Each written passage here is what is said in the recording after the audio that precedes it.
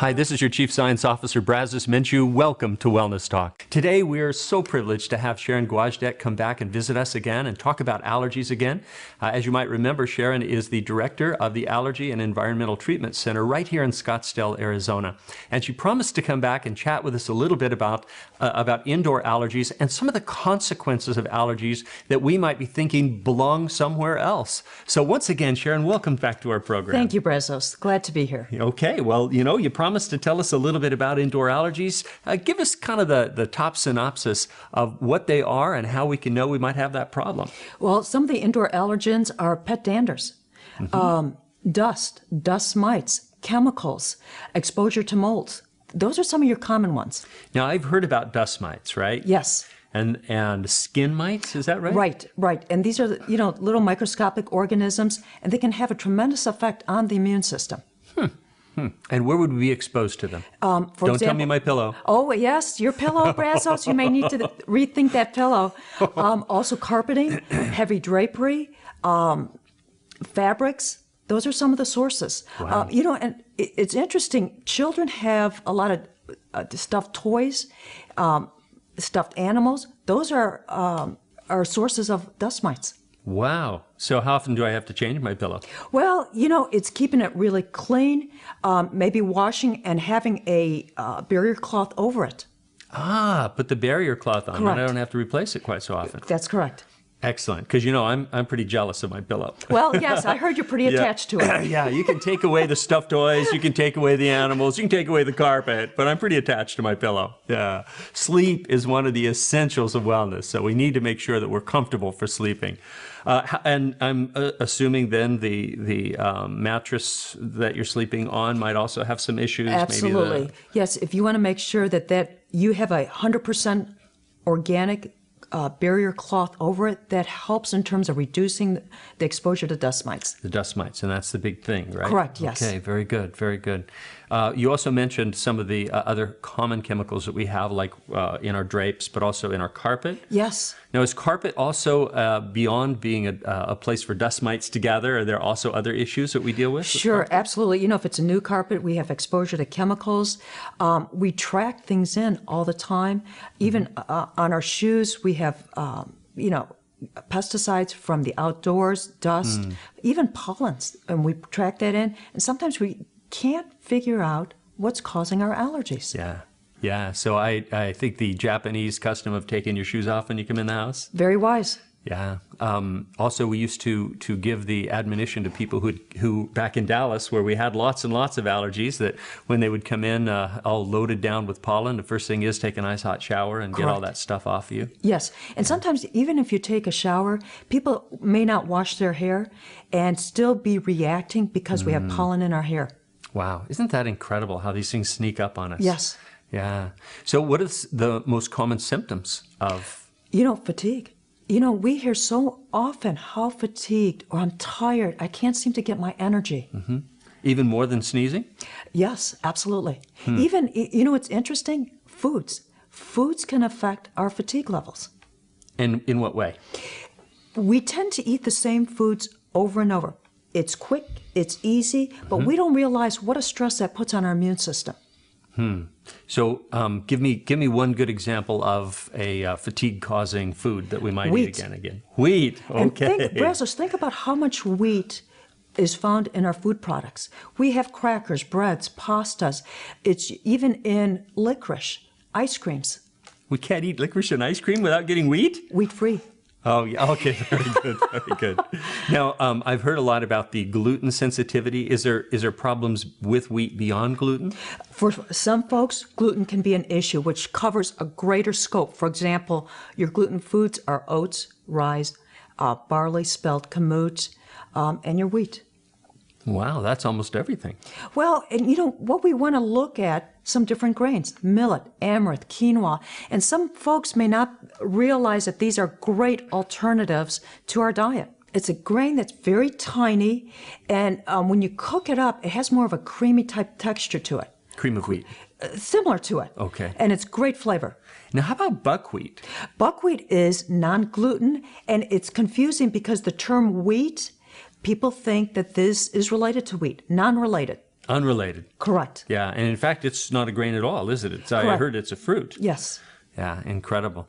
So those are some of the things that can actually create the problems, wheat being probably number one, Right. would you say? Yes, Yeah. absolutely. Okay, do you have a top 5 list, or do you think I really do. You know, corn is huge. And Wheat, corn? Yes, and when we test people, corn, people will say, well, I don't eat corn. Corn is found in so many products as corn oil, as corn syrups, sometimes forms of dextrose. All of these additions of corn can create a stress to the immune system. Wow. And do you think that's because of the overuse of that again, Yes, the or overuse. the nature? Yes, it's the overuse. And our goal is to make sure we're not eating a food more than every 4 days.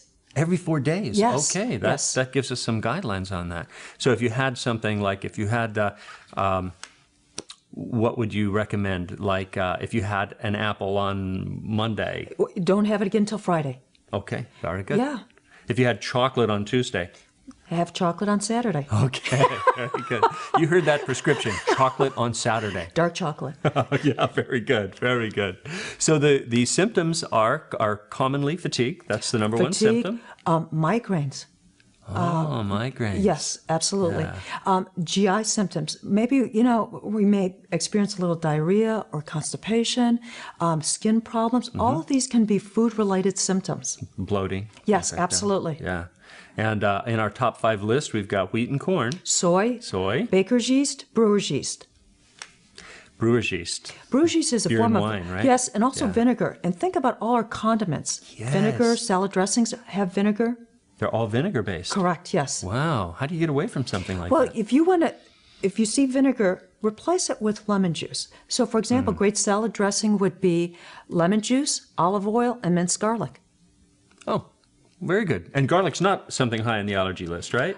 Correct. Yes. Okay, very good. It's a great therapeutic aid. Okay, so we've got wheat, corn, Baker's yeast, brewer's yeast, and soy. and soy. That was Yes. the other one. Yeah, soy. Now, we see soy in a lot of stuff, right? Yes, Of course, absolutely. soy sauce. Yes. Right? Yes. Miso soup. Right, correct. Soy is used as it has a smoothing effect on foods. So that's why it's used in a lot of food products. But once again, our goal is to make sure we're rotating our foods every 4 days. Okay. You know, there was a time that we had used a fermented soy inside of a nutritional drink that we had at Trivita. We've changed that over to a rice-based and pea-based protein. Wonderful. Along with mesquite flour and chia seeds. Okay. Yeah, so we find that gives us all of the complement of amino acids we need, plus the omega-3 essential fatty acids. So that's pretty cool too.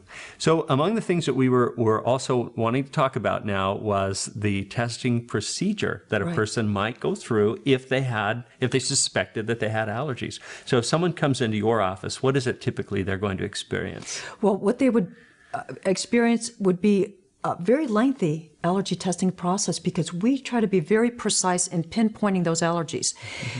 We test under the first few layers of the skin. We want to look for what happens under the skin, any symptoms, and what we call delayed reactions. You know, Brazos, was really interesting during my years of treating allergies, people come in with more and more suppressed immune systems. We don't necessarily see immediate reactions. And sometimes those reactions don't show up till the next day, which means a person is sensitive, but it doesn't show up till a little later on. Interesting. So it's not something that you might, for example, if you ate something you were allergic to, you may not notice the difference today. Exactly. And people wonder, well, what did I just eat for lunch? It may have not what you had lunch today, but it could have been yesterday. Or the day before? Correct. Or Yes. how long do you 4 think? days. 4 days. Well, yeah, we're back to that 4 day absolutely. thing. Yeah, okay, Yes. very good, very good. You know, I read a book once called Brain Allergies back in the 1980s. Yeah, that shows how old I am. And they were talking about how the symptoms that we wouldn't normally even associate, for example, things like migraines, that's what Correct. triggered that thought, but also seizures. Yes. And even psychiatric disorders Absolutely. associated with schizophrenia or bipolar disorder can be related to allergies. Exactly. Do you ever see that? Absolutely. And you know, with children, hyperactivity. Oh, yeah, You know, sure. so absolutely, yes. Yeah, we talked about how Dr. Ray was associating one source of that with crawling on carpet, teaching children to crawl on carpet that was laden with all these chemicals and formaldehyde. Yes. Right? Are there foods that kids are allergic to more so than adults? The typical one I've noticed is corn. because it's in candies, cookies, cakes, those types of foods. So corn is a big one. Yes, it is. Very good. And we'd also talked about the issue of fatigue being the number one issue, even more so than skin reactions, allergic rhinitis, sinus reactions. Absolutely. You know, Brazos, what I've also noticed is this. Sometimes we will eat foods that cause problems like in the evening, and we're reacting all night, so we don't get a restful sleep. It's fitful. And we wake up feeling tired. So if we're waking up feeling tired, exposed to those dust mites, our day's not going to start well. Oh my goodness, yeah. So you have to actually go back, not just for what happened at night, but what might have happened the day prior to that. Absolutely. Wow, very good. Okay, well, among the things that we have talked about are ways that we can build up our bulwark, our resistance against allergies. So we've talked about nutrients like vitamin C to get rid of the histamines. And one of the recommendations that I've made for a good long time is a teaspoon of vitamin C crystals in the morning and a tablet of vitamin C right at bedtime to help protect you through the night. And then finally, we've talked about vitamin B12. And to me, the most interesting part of the research into vitamin B12 was that if you have enough, and there seems to be a threshold beyond 2 milligrams of vitamin B12, and most people seem to feel the benefit around 3 milligrams, but beyond 2 milligrams, it begins to act as powerfully as prescription antihistamines. And yet, in the second year of the trial, the people who were on prescription antihistamines needed more. The people who were taking B12 when they needed it were actually having to take less. So it's actually not only working to erase the fatigue, but working also to eliminate some of the core issues of allergy, which would be the detoxification process through the methylation cycle. Yeah. So what a toxic world we live in. No end in sight. Right? No, but I'll tell you, it's a work in progress. Okay, very good. We'll continue to work. Yes. Thank you so much for being with me once again. This has me. been absolutely awesome. And thank you all for your great attention to these wonderful programs. But remember, health only comes from healthy habits practiced every day. Let's make sure and practice the 10 essentials for wellness, and have a great day.